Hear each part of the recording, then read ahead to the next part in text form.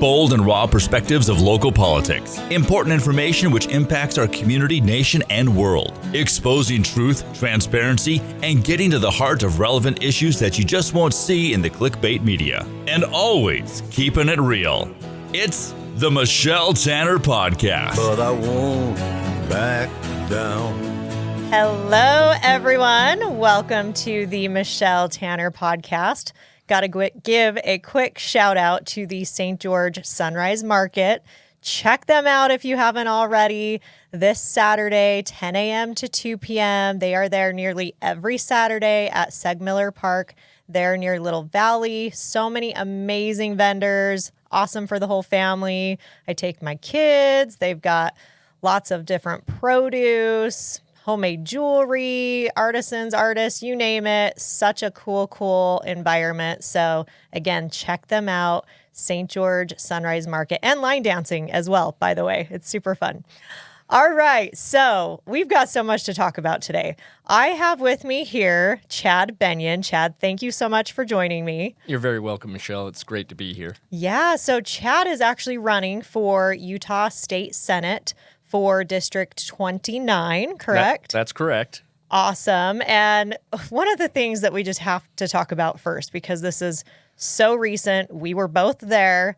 So on Saturday, we had the state Republican convention up in Salt Lake. And I'm just going to first start by reading this letter to the editor that I just submitted, because I don't know if they'll publish it or not. So I'm just going to put this out there because it really gives the preface of what we all experienced at state convention on Saturday. Well, I'm looking forward to hearing it. Yes, thank you.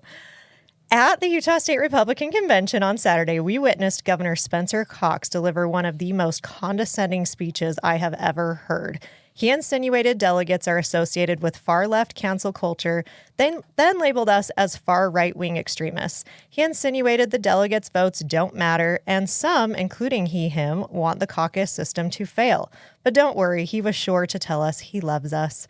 It's not surprising he had to pay his way onto the primary ballot, as he lost by nearly 68% to the Republican nominee, Phil Lyman. While expressing vocal grievance might open the door for some to play the victim card, it's not surprising that Governor Cox received a large array of booing from the informed delegates. While I can agree in certain circumstances that booing can be inappropriate, in the case of an elected representative attempting to campaign as a Republican, I find the ability to boo or cheer to be a fundamental protected right as a freedom-loving American. Here's the thing. Governor Cox is in an elected position, which means he is accountable to we the people. We are not subordinates under control of a commanding colonel whose rank must be honored. The reality is, maybe we the people have not forgotten about the children he forced to wear masks for an entire school year under the guise of protecting grandma, while he collected federal grant money at the expense of our children's safety and well-being. Maybe we find it highly inappropriate for our governor to be promoting mental health issues to middle school students when introducing himself with he/him pronouns. Meanwhile, mental health issues in our youth continue to rise. Certainly couldn't have anything to do with isolating them, masking them, and promoting DEI. Maybe we would prefer a governor who doesn't sign executive orders for COVID-19 vaccination plans while also receiving campaign donations from Pfizer. Maybe we find his promotion of DEI and racist scholarships for his first 3 years, followed by pretending he's against DEI during an election year, to be very disingenuous. Maybe we find the lack of concern for election integrity nothing short of gross negligence. Maybe we find it very presumptuous that he would pretend like we need him to save our family dinners as he sat down with a Democrat governor promoting a fake Disagree Better campaign, which really comes across as shut up and take it, even if you don't agree with me campaign. Maybe we find his toasting to President Biden, who has been one of the greatest threats to our children's futures and prosperity of America, to be a slap in the face. Meanwhile, most Americans are facing the highest costs for basic needs seen in our lifetime due to devastating effects of Bidenomics. Maybe we find it disturbing that he places his fists on his constituents when caught in a lie about smart cities. Maybe we haven't forgotten about his I don't care why, wear the damn mask campaign. Maybe we haven't forgotten about his lack of regard for the women and girls of our state when he vetoed the bill to keep men out of girls' sports. Maybe we find it disgusting that our tax dollars are being used to fund a billionaire's private business venture. Maybe we find his never-Trumper attitude more aligned with a 12-year-old schoolgirl than a supposedly Republican governor. Maybe we think using the position as the governor of a family-friendly state to make a declaration for an entire month to celebrate sexuality that contradicts the family unit to be incredibly counterproductive.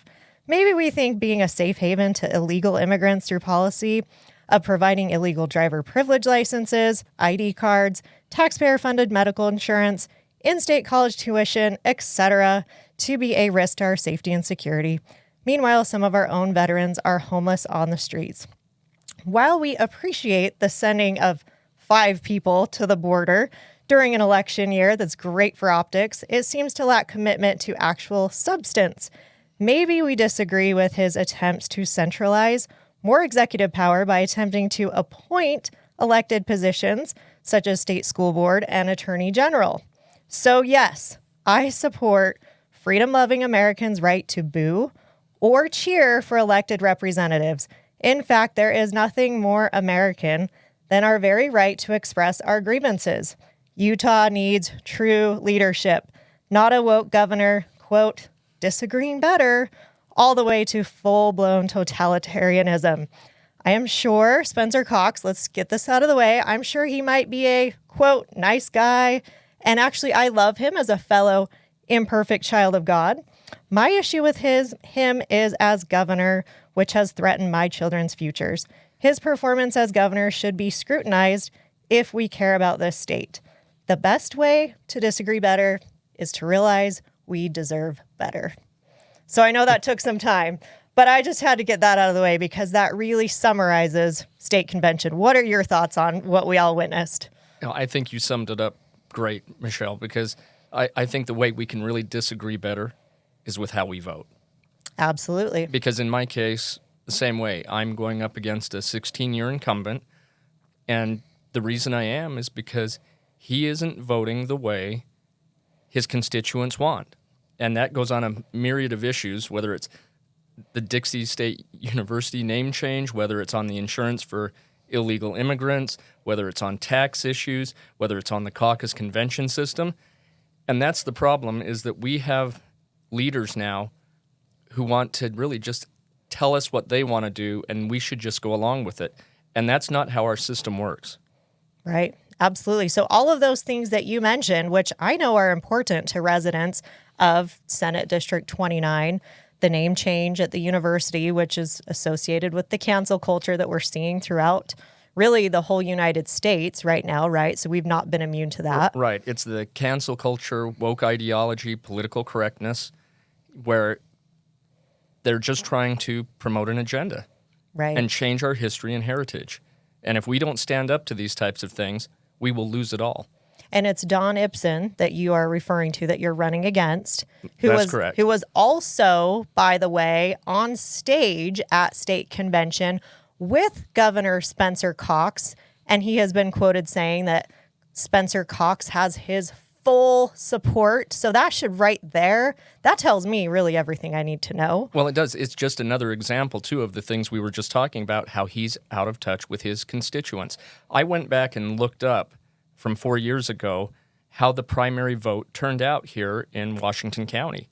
Now, 4 years ago, Hughes and Iverson got the most votes in the governor's race, and Spencer Cox, Deidre Henderson were third, but the total number of votes that was cast, they only got about a quarter of the votes cast in Washington County in 2020. So this is Cox and Henderson in 2020 only received about 25% of Washington County. That's correct. The other 75% went to the other candidates who were running, with Greg Hughes and Victor Iverson obtaining the most. See, that's interesting because I think Governor Cox is in worse position of popularity now that we've witnessed all of the things that I just listed in my letter to the editor. Well, I think you're absolutely right. Those things that are happening. Plus, I mean, we haven't even talked about some of the things that are going on in the lieutenant governor's office. When you've got a lieutenant governor who thinks that there's no problem being on somebody's finance committee as the lieutenant governor, right, who's and that over was campaign Derek finances. Brown's finance committee. who is supposed to be there to be impartial, and if there's a complaint with regards to a campaign disclosure or anything else, how can you be on anyone's finance committee as the lieutenant governor? It's a complete conflict. Absolutely. And then, we're looking at the things that have happened just since the convention with Phil Lyman and his lieutenant governor, but it seems like they forget that the lieutenant governor's office also covered up the fact that Celeste Malloy was not registered as a Republican, and then quietly hid that while they got her to sign. And this is on top of, having been scrubbed from the rolls for not having voted in 4 of the last 6 elections. Isn't that interesting how that works, where Celeste Malloy having some issues with residency and meeting the requirements, that was kind of just swept under the rug. The LG kind of put her thumb on the scale and made sure that went through and happened, and actually even sent a congratulatory text to Celeste. And then we have Phil Lyman, who they won't even allow him to come in the doors to sign up to put his lieutenant governor on the books. They won't even let him do it, which is really, really interesting. Right. All of a sudden, you mean they care about making sure they're following all of the state election code and the state constitution? I mean, that's obviously debatable in this LG case with Phil Lyman, but it's interesting that all of a sudden they're scrutinizing him. Where was the much more scrutiny heavily with Celeste? Well, and I think it goes to, we have elected officials who pick their preferences. They pick their allies. They pick the people who they want to see in office, who they believe are more aligned with their views, and not necessarily their constituents or the residents of the state of Utah, depending on which race you're in, whether it's a district race, whether it's a statewide race. And it's really important that people see what's happening, because, it's very difficult to really go through someone's voting record without really scrutinizing, digging in to each day and each vote on every issue to find out how somebody's voting. We do have a lot of organizations in this state, whether it's the Taxpayers Association, Grassroots, even UEA, they have their rankings, but they're looking at particular topics and subjects, and that's really one of the few ways that you can actually look at somebody's voting record and know how they're doing. Right. Yeah, and one thing that I feel is so important that a lot of Utahns may not even realize how important it is our caucus convention system, which we are pretty unique here, where we truly have this grassroots effort, where we truly have the form of government that I believe is what the founders envisioned, where you elect people within your neighborhood closest to the people to then go to a convention who can really take time to vet candidates. And that's what we did. Many of us state delegates spent hours and hours vetting candidates, going to meetings, really getting to know these candidates so that we could cast our vote and be an informed voter. Yes. But yet we have people like Don Ipson who supported a path that's contrary to the caucus convention system. He has, and he's one of only 2 Republican senators who, when Senator McKay ran the bill a few years ago to get rid of that signature provision, he was one of only 2 Republican senators to vote against it. Wow. So, one of the things I said at convention, where I was fortunate enough to come through with a victory and be the top vote getter. By the informed delegates, by the Right. way. If you notice, every single candidate who won convention at state convention, as well as our county convention, those were the true grassroots, true conservative candidates. So, I mean, I hope that carries into the primary, but that tells you when people are informed and truly know the facts, they elect people like Chad Bennion. They do, and that's one of the reasons, too, why it's rather interesting, but my opponent has not come at my record, because when you do the comparison, I'm actually much more conservative. He has a lifetime rating with Grassroots of 44.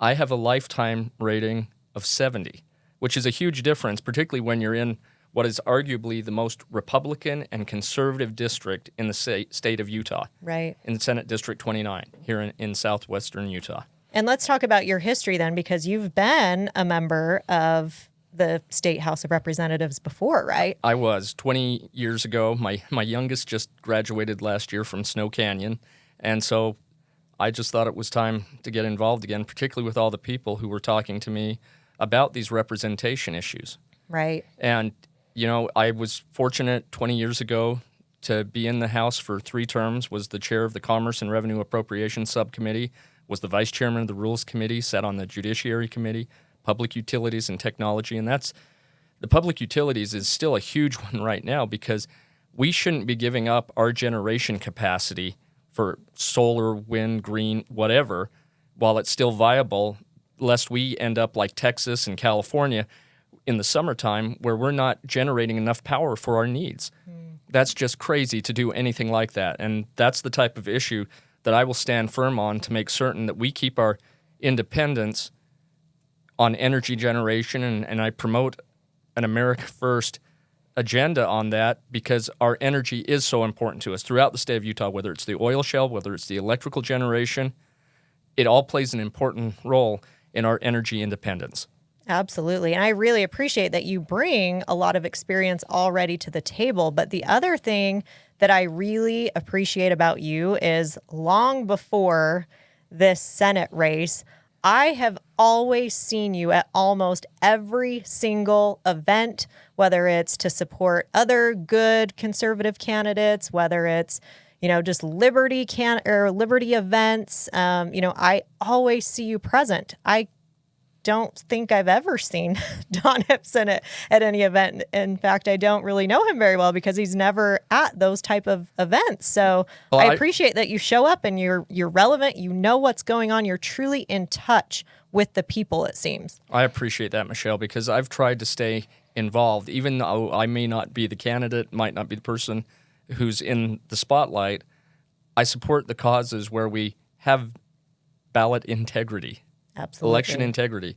I actually went down in 2020 and went into Clark County to canvass down there because of the problems that they had. And that's a whole another podcast in and of itself just to talk about those things that happened there. Yeah. But I think it's important upon and incumbent upon all of us. If we want to have good government, if we want good people to be in office, we need to be doing our homework and working with our neighbors to hold our elected officials accountable and make certain that they are doing the things that represent us, that they promote prosperity, that they keep taxes low, that they promote legal immigration, not illegal immigration, which is a huge issue right now for us as a state because we have policies that are promoting illegal immigrants to come to the state.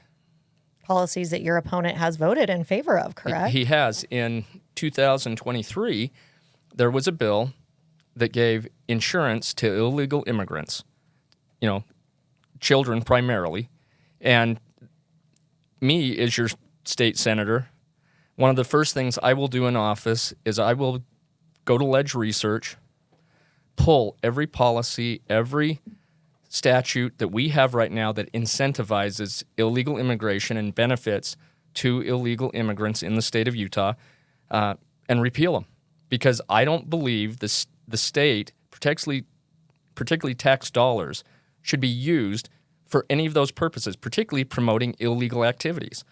And if we want to have safety, to secure the border, we have to do things like that. But yet you listen to what's coming from many of our elected officials, and they're telling us, no, we're not doing anything to promote illegal immigrants coming to the state. We're protecting our borders. It's just not so. Right. Yeah, like you're saying, it's through policy. We may not be this technical designated sanctuary state, although ICE did at one point refer to us as that, but they quickly had to reverse that memo and they received a lot of pushback. But like you're saying, through these policies, and the interesting thing, as I've talked to actually some state legislators who I highly respect and really align with on most things, some of them didn't even realize that was there. It's like, if you're not really paying attention, these things sneak in to the legislation. And there's several instances, I think you mentioned as well, we're paying for college tuition of illegal immigrants. Is that true? Yep. We have given waivers to schools, just like our own university here, to be able to give in-state tuition to anyone who they deem deserves it. I'm still paying off student loans. Where was my free waiver as an American citizen? Well, I think Joe Biden's trying to do something about that, Michelle, but I doubt you're going to go for that. So yeah, no, I don't go for that. And the thing is, too, I just want to be clear about this, too. Look, do we have compassion for children? Absolutely. Right. But it should be through our religious organizations, churches, charities, because I know my own faith helps refugees, helps people who are down on their luck, need assistance. Absolutely. But that's their role, not state government. Exactly. And forced charity is not charity, it's theft. Right. And that's just it. And that's why I think we really need to go through and scrutinize every one of these areas. And as our state senator, that'll be some of the first legislation I propose. Yeah, I appreciate that. And I think that's really vital given our current situation with the border right now. I don't think the 5 people that Spencer Cox for optics sent down is going to really do what's necessary to truly secure our border and this opioid crisis we have with a 600% increase just coming through I-15 through Washington County since Biden took office. The narcotics trafficking, human trafficking, all of that's occurring. And without being able to identify these individuals who are coming across the border, I mean, we have foreign nationals from China. How come we've got so many people coming? I'll tell you, my concern is that we have people who are either terrorists, we have cells that are being developed, we have cartel members that are coming to go ahead and expand the drug trade, human trafficking, criminal activities. These things we've got to get a handle on, and we've got to do everything we can to stop the illegal activity and definitely not be promoting it with state tax dollars. Absolutely. And you work with the Sheriff's Association, is that right? Actually, I work with the correctional officers and adult parole and probation agents. Okay. So, these issues, and we've had some huge issues with the new prison, with assaults since that new facility opened. I appreciate the new director we have is really working hard, Brian Redd. But it took a long effort to get the change from who Governor Cox first appointed, who just wasn't listening to people, who, in my view, just didn't have the skill set to be over that agency.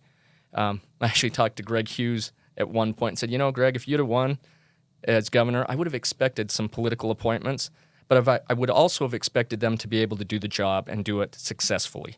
Right. And that's what we should be expecting from any political appointment, because we know they're going to occur, but there's got to be competency along with that appointment.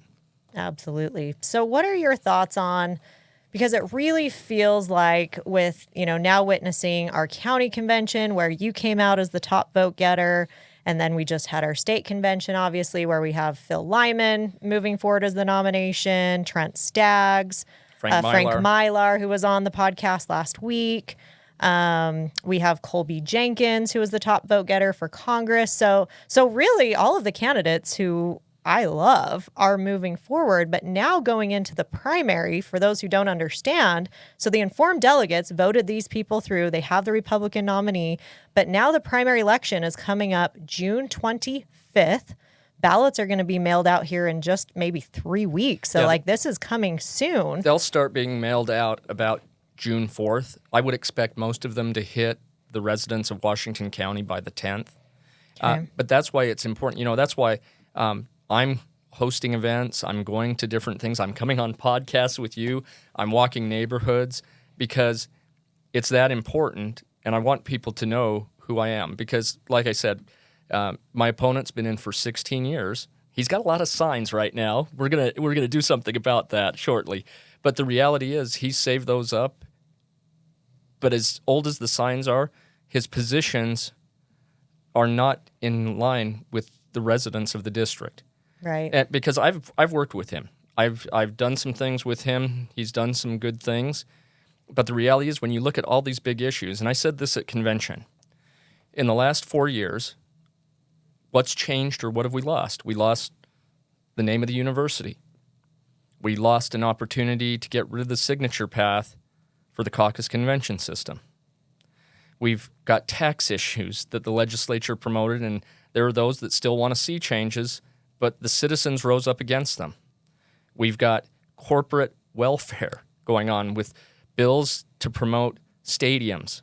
And somehow I missed that in the Utah State Constitution, where that is, that, we should be building. That's So the role of state government. You wouldn't have championed funding a billionaire Gail Miller's pet project, Major League Baseball Stadium in northern Utah, and hold actual projects that should be funded, such as at the airport and such as our reservoir. You wouldn't hold those projects over our head if we don't want to fund Gail Miller? We've got water projects. We've got transportation issues, particularly down here with the growth.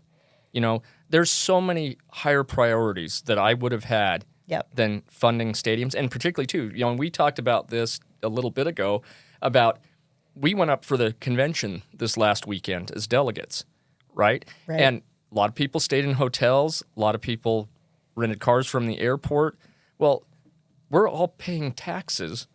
They say that it's going to be from out of state people visiting Utah who are going to pay for these states. Well, no, it's not. Anybody who's off the Wasatch Front and has to go to Salt Lake for business, for any type of special event, for a sporting activity, go to the Delta Center, watch the Jazz. Right. We're all paying every time we go there because we're not on the Wasatch Front. Right. Well, and I want that to sink in for people for a minute, because we had a bill killed at this last legislative session for EMS, for first emergency responders. Medical services, which, what's the proper role of government? Protect life, liberty, and property, and emergency services are a huge part of that. So that bill gets killed, yet we are being, as Utahns, forced to fund Major League Baseball. Like, let that sink in. Hockey. What is going on? Could it be that Gail Miller has helped funded some of these politicians' campaigns? Could that possibly be it? What do you think, Chad? Gosh, that would never happen, Michelle. And where was Don Ibsen's voice? Because he voted for the Major League Baseball Stadium. He did. If he has so much power, which I keep hearing is, we have to vote him in because he has so much power.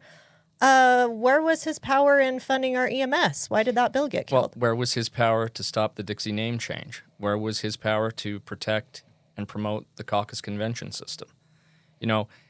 It's not there. It's a great talking point, but that's all it is. Because the reality is, with my prior experience and knowing how the process works, I would be able to get funding issues through working with my colleagues and working with the House members, because, it's got to pass both bodies. Right. And so these types of things, they sound really good, and they try to promote kind of like what we saw through COVID, or I can remember it from 9/11, fear. Right. Fear in the public that, oh, no, we've got to do this because if we don't, everything's going to go bad. Right. Fear is a huge motivator, and we saw that through COVID. Absolutely. With how the media portrayed things compared to what really happened, and the harm that it did to our children, the freedoms that we lost. I mean, you could go to a strip club easier than a church in Nevada. Right. It's crazy stuff. And all of these people who are up for re-election right now, if there is an incumbent running, it means they were very likely in office in 2020. Where was their voice? Were they, I remember little clips from Don Ibsen going right along with the propaganda, as well as most of our other incumbents who are up for re-election right now. Where was their voice when people were losing their jobs for not getting the you-know-what? Where was their voice when our children were forced to wear masks? I had a constituent and a delegate at the convention who shared with me back in 2020, so this is long before I even ran or even was really thinking about running again for anything, who sent the incumbent senator, Senator Ibsen, a message via text through his state phone asking where he was in supporting the resolution to eliminate the COVID restrictions, right? Yeah. Well, 3 weeks went by, no response. So this constituent of his, a little frustrated, says, I think I deserve an answer. I help pay for your public salary. I think I deserve to know where you stand. Well, this time the response was much more forthcoming, where he goes through, says why he's not going to support it, because he doesn't support pledges. which that's another issue. But then goes through and says, my W-2 form will show $20,000 for this year. Your portion of that is 6.7 cents. Now, anybody who would say that to a constituent who's trying to ask the public to support them in office, that's not the attitude you should have. You know, if it had been me and I had a text like that, I would say, I apologize. I've been really busy on different issues. If it was a position I couldn't support, I'd say, I'm sorry, I can't support that, and then give them the reasons why, or just say, you know what, I'm sorry it took so long. No, I'm going to support that. You would never say something that condescending to a constituent. It's all of a sudden clicking why Ibsen and Governor Cox get along so well. I think they think they're above us. What do you think? I mean, as they were standing up there on stage at state convention, and of course, the only profanity I heard all day came from the county commissioner who Governor Cox had introduced him, who claimed that we were stating BS all day. But of course, he said the word. And then it was interesting because then I saw Deidre Henderson come on afterwards and tweet, the convention is no longer family friendly. There's so much vitriol and hate. And I'm thinking, the only profanity I heard came actually from their people. But as you're talking about, we're apparently only worth 6.7 cents to our own senator. I mean, that's really aligned with this elitist mentality that we see from our very own governor. And I see this election coming up really being the battle between the elitist establishment who think they have the power, they have the money, big money funding them. Right. Because we all know where big money usually comes from. And then we have the true grassroots conservatives, and you are one of those. The only way to get people like you in there is for we, the people, the grassroots efforts to step up, to make an effort to be informed, to inform our neighbors. It is, because I think a lot of times there's a real danger. I mean, I was up on Capitol Hill for 6 years. And there's a real danger if you begin believing your press clippings, good or bad. Right. And when you begin to think that you know better than your constituency, because whether you're in the House, whether you're in the Senate, whether you're the governor, you're there to represent your constituents so that they have a voice in government and that their positions are being heard. And that's the biggest disconnect right now in our local state Senate seat, whether it's apparently from the state convention Saturday, the governor. Right. Because, 4 years ago, he got 55% of the convention, was the highest vote getter. Wow. This time, 32.48. And what's changed? The representation and what he said, and holding people accountable, because we want elected officials who represent us. Absolutely. And that 32% that you're talking about that he got, I guarantee you, if the delegates' votes weren't transparent, that number would be much lower, because I know that there are many who are too afraid to not vote for certain people because of ramifications of, what if he does get reelected and then he doesn't help pass my legislation? And Michelle, that's a real issue here in Washington County, because the unions used to have open votes like that too, and they would use those to pressure people to vote a certain way. Right. Now, we're watching the same thing happen with certain candidates in certain races. I mean, you look at leadership races in the House or Senate in Utah. Are they open? Do you know how everybody voted? No, they're closed. And the same thing should be happening here, because what it's doing is pressuring people. I agree. And we should make certain that any ballot, except on issues just like we do with the House members, the Senate members, the governor, if he vetoes something, it's open. You know that it was a veto. If it's a vote on a bill, if it's a yay or a nay from the Senate or the House. Right. Those things that are public policy, those should be open. Even within the party, those things should be known. But when it comes down to people who you're electing, leadership, those things should be closed.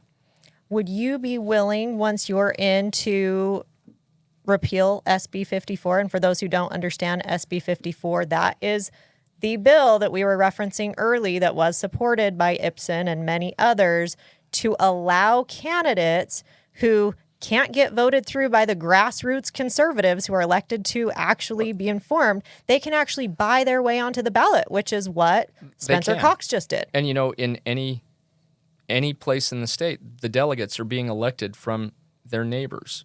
Right? And so people are being represented. I mean, you take a look at the founding of this country, right? It wasn't pure democracy. It was representative government. We had representatives at the Constitutional Convention from each of the states, from the 13 colonies at that time. Right. Okay? And they represented their constituency. We need to have people who are thoughtful, who are going there for a purpose to protect the public and to protect our freedoms and liberties. And that's where I see the biggest disconnect right now. Now, we've got a lot of people who will tell you they're doing one thing, but that it's just like when we talk about the policies on illegal immigration. Oh, we're not a sanctuary state. We're not doing anything to promote illegal immigrants coming to Utah. Well, they say that, but it's just simply not so. Right. And so we've got to get people in who are going to do what they say and say what they mean. Because I'll tell you what, my biggest takeaway from the convention this past weekend is that delegates are simply tired of having someone tell them they'll do something and they don't do it, or they go the other way, or they misrepresent to them what they said they will do. Right. And I think people are really just fed up with it. Absolutely, yeah, because what happens, it feels like, is people get elected, and that's why I appreciate that you have the experience already of being in an elected position and knowing how the Cool Kids Club works, because, I mean, even at the local level, it's like once you're an elected representative, there's certain pressures that come at you from every direction, and it's almost like high school where it's like people just want to fit in and you want to be part of the Cool Kids Club. And well, this senior senator who's been there forever is telling you got to vote this way, and then he'll scratch your back next time if you scratch his this time, and it becomes this back scratching club. That is what politics is a back scratching club. Well, how do you overcome that? It can be. The thing is, you've got to know where you are. And for me, when I was in previously, there was a time that I worked for the Salt Lake County Council. And Salt Lake County went through and ranked all the legislators in the House, 75 of them, as to how friendly they were to Salt Lake County. And of the 75, I was one of the few who worked for Salt Lake County. Of the 75, I was 75th in friendliness. And why? Why was that so? Which isn't a bad thing in my book. but the reason was because my constituents at that time were in Murray and Midvale. And their issues were 180 degrees opposite of the county. I represented my constituents, not my job. And you can be sure that if I'm elected to the Senate, I will represent my constituents, not my own interest. And the other thing with that is that, I hear some people say, well, you've only lived here for 10 years now. Well, in St. George, yes, mean. In St. George. And I'm telling you right now, it's not the length of time you live somewhere as an elected official.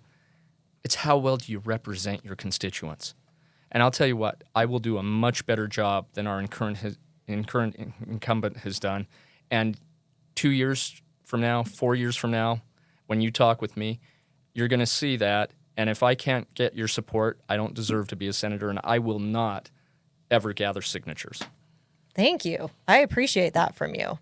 So we're down to just about a minute left.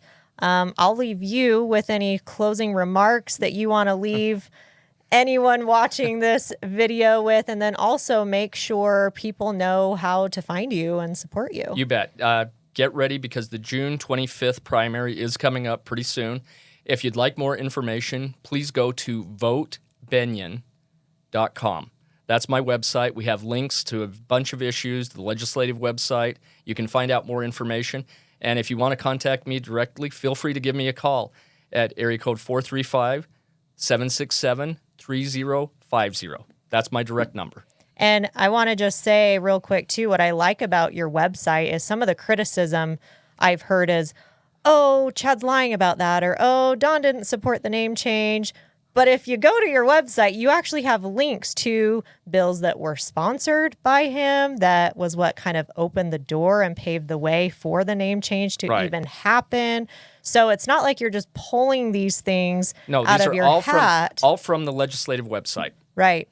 And I like your slogan of tough on issues, soft on people. Is that right? Hard on issues. Hard on issues. Soft on people. Soft on people. Because that's, we can love one another, but we can also be true to the facts. So thanks everyone for watching. Thanks so much, Chad, for coming on and putting yourself out there for Senate. Thanks, Michelle.